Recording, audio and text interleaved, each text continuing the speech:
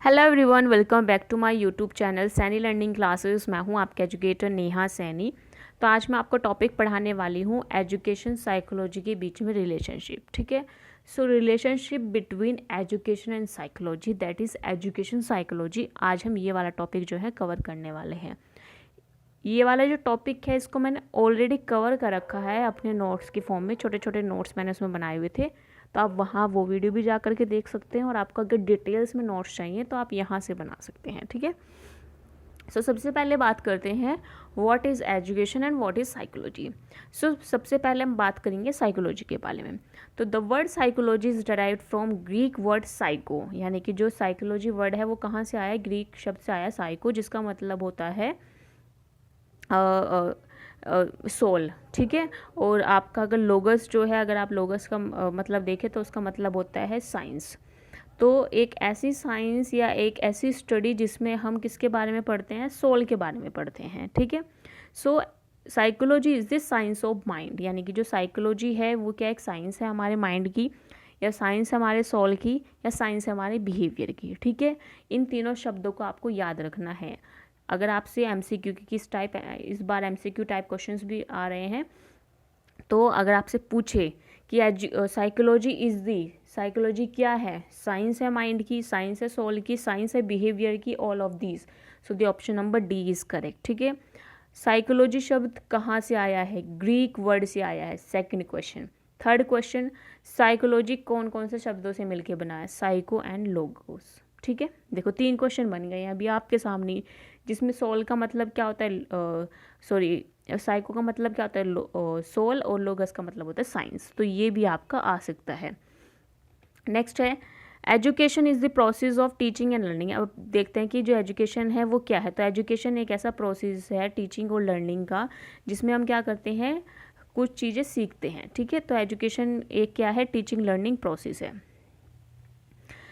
फिर education is the process of teaching and learning which is derived from Latin word educatum, educatum, educere और educare. ठीक है, ये educate नहीं है, ये एजुकेयर है, ADUCARE। ठीक है, ऑलरेडी मैंने आपको पढ़ा रखा है। तो जिसमें क्या होता है? एजुकेशन क्या एक टीचर लर्निंग प्रोसेस है, जिसमें एजुकेटम का मतलब क्या है? तीनों शब्द का मीनिंग मैंने बताया था आप लोगों को। एजुकेटम क्या है? एजुकेटम 2 शब्द से मिलके बना हुआ है, ई प्लस ड्यूको। ठीक है, जिसमें क्या है? Education is the bringing out of inner qualities of person, यानी कि अंदर की क्वालिटीज को बाहर निकालना ही क्या है? एजुकेटम है। एजुकेयर, एजुकेयर क्या है? टू नरिश और टू ब्रिंग अप। नेक्स्ट है एजुसरी, एजुसरी का मतलब क्या होता है? टू लीड फोर्थ या टू ड्रॉ आउट। सो मतलब आपकी अंदर की जो क्वालिटीज़ हैं या उनको बाहर निकालना ही क्या है? आपकी एजुकेशन है। ठीक है, चलिए नेक्स्ट आते हैं, नेक्स्ट स्लाइड पर। So psychology is closely related to education. जो साइकोलॉजी है वो क्लोजली रिलेटेड है किससे? एजुकेशन से। So education is the modification of behaviour in a desirable direction और in a control environment, and psychology is the study of behaviour. देखो education क्या है? एक मॉडिफिकेशन है बिहेवियर का एक डिज़ायर डायरेक्शन में और एक कंट्रोल इन्वायरमेंट में। लेकिन साइकोलॉजी क्या है? साइकोलॉजी एक ऐसी स्टडी है बिहेवियर की, और साइंस है हमारे बिहेवियर का, जो कि मॉडिफाई करता है हमारे बिहेवियर को और कुछ चेंजेस लेके आता है। ठीक है, सो to modify the behavior or to bring out some changes in the behavior, it is necessary to study the science of behavior. Thus education and psychology are logically related. समझ में आप लोगों को? देखो सिंपल सी बात मैं आपको बताती हूँ। एजुकेशन किया है? मॉडिफिकेशन है हमारे बिहेवियर को, डिज़ायरेबल डायरेक्शन प्रोवाइड करते हैं कंट्रोल इन्वायरमेंट में। ठीक है, साइकोलॉजी क्या है? हमारी स्टडी है बिहेवियर की, यानी कि साइकोलॉजी में हम क्या करते हैं? बिहेवियर के बारे में पढ़ते हैं, और हमारा बिहेवियर किस तरह का होना चाहिए, उसके अंदर क्या मॉडिफिकेशन होना चाहिए, उसको कौन लेकर के आएगा? एजुकेशन लेकर के आएगी। ठीक है, एजुकेशन से क्या होता है? Education is the manifestation of perfection already in the man. किसने कहा है? According to Swami Vivekananda. ये कोटेशन भी आ सकती है आपकी। देखो सो एजुकेशन क्या है? एजुकेशन एक मॉडिफिकेशन है हमारे बिहेवियर का, लेकिन एक कंट्रोल इन्वायरमेंट में, जिसे हम स्कूल में पढ़ते हैं। तो आप एग्जाम्पल के तौर पे देख लो, स्कूल में आपका बिहेवियर अलग होता है और घर पे आपका बिहेवियर अलग होता है। तो ये क्यों चेंज है बिहेवियर में, क्योंकि आप एक कंट्रोल इन्वायरमेंट में हैं, ठीक है, और वहाँ पे आपको हर एक एक्टिविटीज़ जो मतलब उसी हिसाब से जैसे वहाँ के पर्सन्स बिहेव कर रहे हैं ऐसे ही आप भी बिहेव करोगे। सो एजुकेशन और साइकोलॉजी दोनों ही क्या है, एक दूसरे से रिलेटेड है। अगर साइकोलॉजी हमारी स्टडी है बिहेवियर की, तो एजुकेशन क्या है, उसी बिहेवियर का मॉडिफिकेशन है। So education psychology is the systematic study of educational growth and development in the child, यानी कि एक सिस्टमैटिकली स्टडी होती है एजुकेशन की, एजुकेशनल ग्रोथ और डेवलपमेंट क्या हो रहा है एक बच्चे के अंदर। So according to Skinner, education psychology cover to entire range of behaviour and personality are related to education, यानी कि स्किनर ने क्या किया है कि एजुकेशन साइकोलॉजी कवर करती है एंटायर रेंज ऑफ बिहेवियर को और पर्सनैलिटी को जो कि रिलेटेड है उसकी एजुकेशन से, ठीक है। चलिए नेक्स्ट स्लाइड पे आते हैं। So education and psychology are independent, तो जो आपकी एजुकेशन और साइकोलॉजी है वो दोनों क्या है, एक दूसरे पर डिपेंडेंट है, इंटरडिपेंडेंट है। सो साइकोलॉजी क्या है, स्टडी है ह्यूमन बिहेवियर की, लेकिन एजुकेशन क्या है, education is the process of modifying human behaviour. So both deal with the human behaviour. तो आपने यहाँ पे देखा क्या, एजुकेशन और साइकोलॉजी दोनों किसको डील कर रहे हैं, ह्यूमन के बिहेवियर को डील कर रहे हैं, but in different ways. Psychology different way में काम कर रही है, एजुकेशन अपना डिफरेंट वे में काम कर रही है, ठीक है। साइकोलॉजी में हम बिहेवियर की स्टडी कर रहे हैं और एजुकेशन के द्वारा हम बिहेवियर को मॉडिफाई कर रहे हैं। So education psychology deals with the education problems, क्योंकि जो एजुकेशन साइकोलॉजी है, अगर इन दोनों का कॉम्बिनेशन अगर हम देखें एजुकेशन प्लस साइकोलॉजी, तो ये किससे डील करेगी, एजुकेशनल प्रॉब्लम से डील करेगी, क्योंकि कंट्रोल इन्वायरमेंट की हम यहाँ पर बात कर रहे हैं। So the developmental stages of children and characteristics are very essential factor with the teacher must know in order to be a successful teacher, यानी कि जो डेवलपमेंटल स्टेजेस होती है बच्चों की और जो करेक्टरिस्टिक्स होते हैं वो एक एसेंशियल फैक्टर है जो कि एक टीचर को जानना चाहिए बच्चे के बारे में, अगर उसको एक सक्सेसफुल टीचर बनना है, ठीक है। यानी कि जो टीचर है उसको बच्चे के हर एक स्टेज ऑफ डेवलपमेंट के बारे में पता होना चाहिए, उसी हिसाब से फिर वो अपना टीचिंग लर्निंग मटेरियल बना पाएगा, अपने लेसन प्लान्स बना पाएगा और उसी तरह से वो बच्चों को पढ़ा भी पाएगा, जिससे लर्निंग भी इफेक्टिव होगी और उसकी वो जो टीचिंग कर रहा है वो भी इफेक्टिव बनेगी, ठीक है। सो द ट्रेडिशनल एजुकेशन वो सब्जेक्ट सेंटर्ड, जो ट्रेडिशनल एजुकेशन अगर हम देखें तो वो क्या थी, सब्जेक्ट सेंटर थी और टीचर डोमिनेटेड थी, but the modern concept of education has been changed into learning centre to learner centred.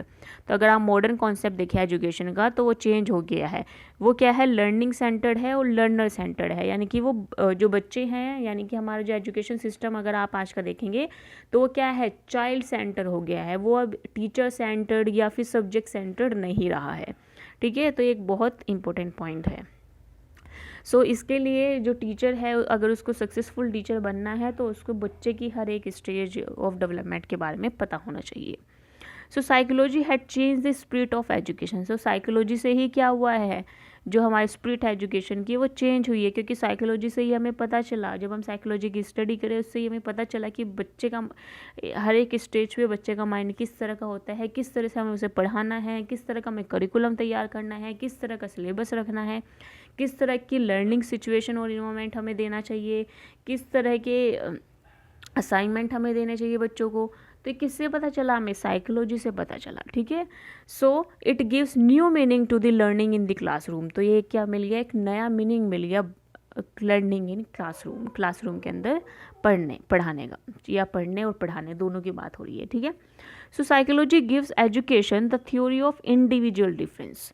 इसमें देखो यहीं पे फर्स्ट पॉइंट यहाँ से आप अपना नोट करना स्टार्ट कर दे कि हमें क्या मिला है, हमें साइकोलॉजी से क्या चीज़ें मिली हैं जिसकी वजह से एजुकेशन जो है कंबाइन होके साइकोलॉजी के साथ एजुकेशन साइकोलॉजी बना रही है। ऐसी क्या चीज़ दी है साइकोलॉजी ने। सो साइकोलॉजी ने थ्योरी दी है इंडिविजुअल डिफरेंस की, जिसमें हमें पता चलता है कि हर एक बच्चे के अंदर एक डिफरेंट मेंटल एबिलिटी होती है, वो अपने एक डिफरेंट पेस पे सीखता है, ठीक है। हर बच्चा जो है उसकी डिफरेंट मेंटल एबिलिटी है और उसका लेवल अलग होता है। एक नॉर्मल चाइल्ड है उसका लेवल अलग है, एक आपकी क्लास में बहुत अच्छा चाइल्ड है, बहुत इंटेलिजेंट है, उसका लेवल अलग है। तो हर बच्चा जो है अपने डिफरेंट पेस पे, अपने लेवल पे सीखता है, ठीक है। So today in the modern era education psychology is the foundation of education. So अगर आप आज के बारे में अगर हम बात करें तो education psychology is the foundation of education. किसका फाउंडेशन है? एजुकेशन का। ये पॉइंट भी देख लेना। देखो ये आ सकता है कि मॉडर्न एरा में एजुकेशन साइकोलॉजी किसका फाउंडेशन है? किसका फाउंडेशन है? एजुकेशन का फाउंडेशन है। ठीक है। So education psychology is also helpful by supporting the curriculum as well as co curriculum and extra curricular activities. तो एजुकेशन साइकोलॉजी यानी कि जब हमें बच्चों की इंडिविजुअल डिफरेंसेस का पता चला, उनके एबिलिटीज़ का पता चला, उनके लेवल का पता चला, तो उसी हिसाब से क्या हुआ, करिकुलम को करिकुलर और एक्स्ट्रा करिकुलर एक्टिविटीज़ डाली गई स्कूल्स के अंदर। ठीक है। So education psychology also have great role in helping the student through various types of guidance and counseling। देखो एजुकेशन साइकोलॉजी, जब एक टीचर ने साइकोलॉजी पढ़ रखी है, ठीक है, और जब एक टीचर ने एजुकेशन साइकोलॉजी पढ़ रखी है यानी कि उसे बच्चे के बारे में सब कुछ पता है, उसकी स्टेजेस ऑफ डेवलपमेंट के बारे में पता है, तो ये जो एजुकेशन साइकोलॉजी है ये बहुत इंपॉर्टेंट रोल प्ले करेगी किसमें? बच्चों को गाइडेंस और काउंसलिंग देने में। अगर मान लो आपका कोई स्टूडेंट है जो कि पढ़ नहीं रहा है, ठीक है, अपने रास्ते से भटक गया है, तो उसको गाइड करना किसका काम है? टीचर का काम है। ठीक है। उसको समझाना किसका काम है? टीचर का काम है। अगर मान लो बहुत अच्छा स्टूडेंट है या नॉर्मल स्टूडेंट भी है, कोई भी स्टूडेंट है लेकिन उससे पढ़ाई नहीं हो पा रही है, कुछ भी, वो डिप्रेस है किसी भी कारण से, मतलब वो पढ़ना चाहता है लेकिन वो पढ़ नहीं पा रहा है, तो उसको काउंसिल करना, उसको गाइड करना किसका काम है? टीचर ही तो करेगा ना उसको उस टाइम पे गाइड। सो एजुकेशन साइकोलॉजी से क्या होता है, हम स्टूडेंट्स की हेल्प कर सकते हैं various type of guidance and counselling में भी। So there for both education and psychology have close link with each other. So Pestalozzi also said that psychology educations every teacher should learn the child psychology before teaching। तो इसलिए जो pestology है उन्होंने कहा है, जो कि एक साइकोलॉजीज एजुकेशन में उन्होंने कहा है कि हर एक टीचर को, जो भी एक टीचर है उसको टीचिंग करने से पहले चाइल्ड साइकोलॉजी पढ़नी ज़रूरी है। क्योंकि जब वो चाइल्ड साइकोलॉजी पढ़ेगा, जब वो एक बच्चे की साइकोलॉजी को पढ़ेगा, तो उस टाइम पे ही उसको पता चलेगा कि एक बच्चे के अंदर क्या क्या चेंजेस आते हैं। तो एक टीचर का साइकोलॉजी पढ़ना ज़रूरी है। चलिए नेक्स्ट पॉइंट है। So psychologist suggest use of different method in teaching and learning process. फिर उसके साथ साथ साइकोलॉजिस्ट ने क्या सजेस्ट किया है कि डिफरेंट मेथड्स होने चाहिए टीचिंग लर्निंग प्रोसेस में एक बेटर रिजल्ट के लिए।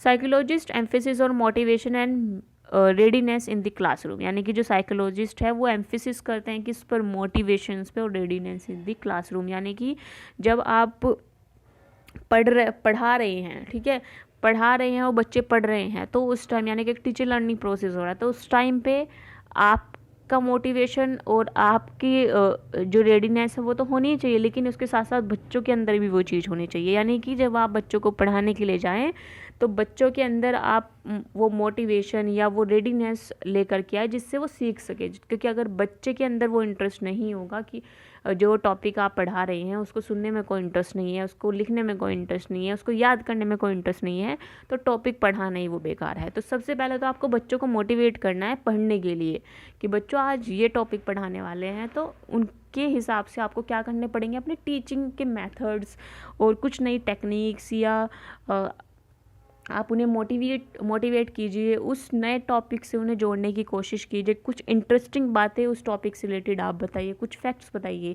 जिससे बच्चे इंटरेस्ट लें और उस टॉपिक को पढ़ने के लिए अंदर से तैयार हों। ठीक है। So psychology emphasis on the activity based teaching learning, यानी कि जो साइकोलॉजी है वो एम्फेसिस करती है activity based teaching learning process पे, यानी कि आप एक्टिविटी के थ्रू बच्चों को सिखाएं। So use of visual add in the teaching process, यानी कि जब एक बच्चा देखकर और सुनकर जितना अच्छे से सीख सकता है उतना सिर्फ सुनकर नहीं सीख सकता है। ठीक है। तो विजुअल एड्स को भी आप ऐड करिए अपने टीचिंग लर्निंग प्रोसेस में। So psychology is the study of human behaviour while education is the process of modifying human behaviour. So both deal with the different ways. So जी education psychology deals with the education problems. I think ये line जो है वो यहाँ पर repeat हो गई है, ठीक है। तो इसको अभी यहाँ पर लिखने की ज़रूरत नहीं है। चलिए नेक्स्ट स्लाइड पे चलते हैं। So preparation of curriculum for different stages as per age, ability and capabilities of learner must be based on the sum of the psychological principles। देखो जो करिकुलम्स बनाए जाते हैं डिफरेंट स्टेज एज पर age के हिसाब से, तो ये सब किसकी वजह से पॉसिबल हो पाया है, ये सब साइकोलॉजी प्रिंसिपल के ऊपर ही सारे जो करिकुलम्स हैं वो उनकी प्रिपरेशन डिपेंड करती है। क्योंकि जब आपको पता है कि बच्चा जो है उसकी क्या एबिलिटीज़ है, उसकी क्या कैपेबिलिटीज़ है, वो किस लेवल पे किस एज में कितना सीख सकता है, तो आप उस हिसाब से क्या करेंगे, अपना करिकुलम डिज़ाइन करेंगे, ठीक है। So knowledge of psychology is necessary to study the gifted और द रिटार्डेड चाइल्ड। यानी कि अगर आपको साइकोलॉजी की नॉलेज है तो आप जो है गिफ्टेड और रिटार्डेड चाइल्ड को, और जो प्रॉब्लम चाइल्ड है या माल एडजस्टेड चाइल्ड है, उनके साथ आपका जो बिहेवियर है, और आप उनको अच्छे से गाइड भी कर पाएंगे, ठीक है। उनको आप मोटिवेट कर पाएंगे पढ़ने के लिए। तो साइकोलॉजी की नॉलेज होना ज़रूरी है अगर आप किसी भी गिफ्टेड चाइल्ड को या रिटार्डेड चाइल्ड को या प्रॉब्लम चाइल्ड को या फिर माल एडजस्ट चाइल्ड को पढ़ा रहे हैं, ठीक है। तो इन सब बच्चों के लिए भी आपको साइकोलॉजी की नॉलेज होना ज़रूरी है, क्योंकि ये सभी क्या नॉर्मल स्टूडेंट से डिफरेंट है। So the problem of discipline in the school can be tackle psychologically. देखो जो अगर आपको डिसिप्लिन लेके आना है अपने स्कूल में आप या अपनी क्लास में, तो आप कितना ही मान लीजिए, जो बच्चे नहीं पढ़ने वाले वो नहीं पढ़ने वाले हैं, या जो दंगा करेंगे वो करेंगे ही, लेकिन आप साइकोलॉजिकली भी उन्हें डिसिप्लिन में लेकर के आ सकते हैं। आप उन्हें बिना मारे भी, बिना डांटे भी आप उनको साइकोलॉजिकली डिसिप्लिन में लेके आ सकते हैं, अगर आपने साइकोलॉजी की स्टडी करी है। So the education psychology provide knowledge about mental health of teacher. यानी कि जो एजुकेशन साइकोलॉजी है वो बच्चे के साथ साथ तो बात करती है, लेकिन वो एक टीचर के मेंटल हेल्थ के बारे में भी बात करती है। So psychology provides knowledge about evaluation process for better learning in the school. और उसके साथ साथ जो साइकोलॉजी है वो नॉलेज प्रोवाइड करती है अबाउट द इवेल्युएशन प्रोसेस, कि किस तरह से आपको इवेल्युएशन करना है और किस तरह का प्रोसीजर रहना चाहिए फॉर बेटर लर्निंग, बच्चों की अच्छी लर्निंग के लिए स्कूल्स में। नेक्स्ट है, I think that's with the last slide. So education psychology has introduce different types of test. यानी कि अब एजुकेशन साइकोलॉजी से हमें डिफरेंट टाइप के टेस्ट और एग्जामिनेशंस के बारे में पता चला, and derived scientifically measurement for intelligence, और जिनकी वजह से हम क्या कर सकते हैं, साइंटिफिकली मेजर कर सकते हैं इंटेलिजेंस को। So the personality education etcetera, यानी कि पर्सनैलिटी एजुकेशन वाले जो टेस्ट होते हैं, these test disclose the weak point of aptitude of the student. यानी कि पर्सनैलिटी एजुकेशन अगर आपके पास है तो इन टेस्ट की वजह से आप क्या कर सकते हैं, वीक पॉइंट पता लगा सकते हैं बच्चे का। So for this purpose help from statical principles and has been taken. So the psychology bring new method of evaluation in the education. तो अगर आपने साइकोलॉजी पढ़ी है, आपको पता है बच्चे के बारे में, ठीक है, और जो डिफरेंट टेस्ट और एग्जामिनेशन होते हैं, तो उनके थ्रू भी आप, जैसे पर्सनालिटी टेस्ट है, पर्सनालिटी टेस्ट से आप बच्चे के बारे में बहुत कुछ पता लगा सकते हैं कि उसका बिहेवियर कैसा है, वो किस सिचुएशन में किस तरह से रिएक्ट कर रहा है, क्या उसकी पर्सनैलिटी है। तो इससे भी आप क्या कर सकते हैं, बहुत चीज़ें पता लगा सकते हैं बच्चे की, जो कि आपको आगे हेल्पफुल भी रहेगी और न्यू मेथड फॉर इवेल्युएशन के लिए भी हेल्पफुल रहेगी। जैसे कि इवेल्युएशन ऑफ चाइल्ड, अगर आपका चाइल्ड IQ टेस्ट करना है तो इंटेलिजेंस टेस्ट आप लगा सकते हैं। So evaluate the factor of slow learning in the classroom situations, और किस तरह से आपको स्लो लर्निंग को पहचानना है क्लासरूम सिचुएशंस में, क्या फैक्टर्स है एक स्लो लर्नर के, वो सब चीज़ें आप किससे पता लगा सकते हैं, एजुकेशन साइकोलॉजी से। Personality test, aptitude and interest test भी आप पता लगा सकते हैं। ये क्या है, सभी एक टेस्ट और एग्जामिनेशंस हैं, डिफरेंट टाइप ऑफ टेस्ट और एग्जामिनेशन हैं जो कि साइकोलॉजी से हमें मिले हैं।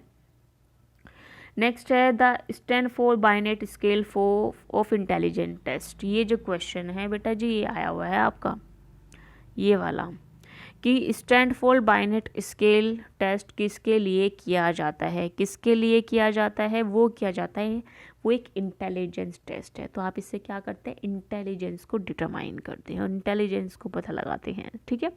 सो the Stanford Binet intelligence scale is a standardise test. कैसा ये स्टैंडर्डाइज टेस्ट है, that assess intelligence and cognitive abilities in the children. ये क्वेश्चन आ सकता है आपका। तो ये क्या है, एक स्टैंडर्डाइज टेस्ट है जिसके थ्रू आप को इंटेलिजेंस और कोग्निटिव एबिलिटीज़ को पता लगाते हैं किसी भी बच्चे के अंदर। And adult age 2 to 23 years, यानी कि 2 से लेके 23 साल तक के। Determining the presence of learning disability और ए डेवलपमेंटल डिले। और इसके साथ साथ आप ये भी देख सकते हैं कि उसकी जो लर्निंग के उसके अंदर कोई लर्निंग डिसेबिलिटी तो नहीं है और डेवलपमेंट डिले क्यों हो रहा है उसके अंदर, ठीक है। तो ये सभी चीज़ें आप किसके थ्रू पता लगा सकते हैं, साइकोलॉजी के थ्रू। तो अगर साइकोलॉजी को हम इनकॉर्पोरेट कर दें एजुकेशन के साथ तो क्या मिलेगा, एजुकेशन साइकोलॉजी, जिससे हमें डिफरेंट टाइप्स ऑफ मेथड्स मिल रहे हैं जिसके थ्रू हम बच्चों को इवेलुएट कर पा रहे हैं, उनका करिकुलम सेट कर पा रहे हैं, उनको सिलेबस सेट कर पा रहे हैं, एक टीचिंग और लर्निंग इन्वायरमेंट को बेटर बना पा रहे हैं। यहाँ पे आप लिख सकते हैं कंक्लूजन में ये सभी चीज़ें, ठीक है। और एजुकेशन और साइकोलॉजी की वजह से ही क्या हो पाया है, जो हमारा करिकुलम है वो जो है हमारे जो टीचिंग लर्निंग प्रोसेस है वो चाइल्ड सेंटर्ड हो पाया है, ठीक है। और इसकी वजह से हम बच्चों को गाइडेंस दे सकते हैं, काउंसिल कर सकते हैं, और हम बहुत सारी चीज़ें हैं जैसे कि अभी मैंने आपको बताया भी था कि अगर हम बच्चे के ग्रोथ एंड डेवलपमेंट को जानते हैं तो उसी लेवल पे हम क्या करेंगे, बच्चों के अंदर अपनी लर्निंग के लिए उनका जो लर्निंग प्रोसेस है उसको और तरह से बेहतरीन बना सकते हैं जिससे आपको रिजल्ट भी बहुत अच्छा मिलेगा, ठीक है। तो ये सभी क्या थे इंपॉर्टेंट पॉइंट्स थे related to education psychology. So that's all for today. I hope आज का सेशन आपको पसंद आया होगा। सो मिलते हैं अब नेक्स्ट सेशन में। Bye bye everyone, thanks for joining. अगर लेसन्स अच्छे लग रहे हैं तो लाइक शेयर और सब्सक्राइब ज़रूर करके जाना। Bye bye.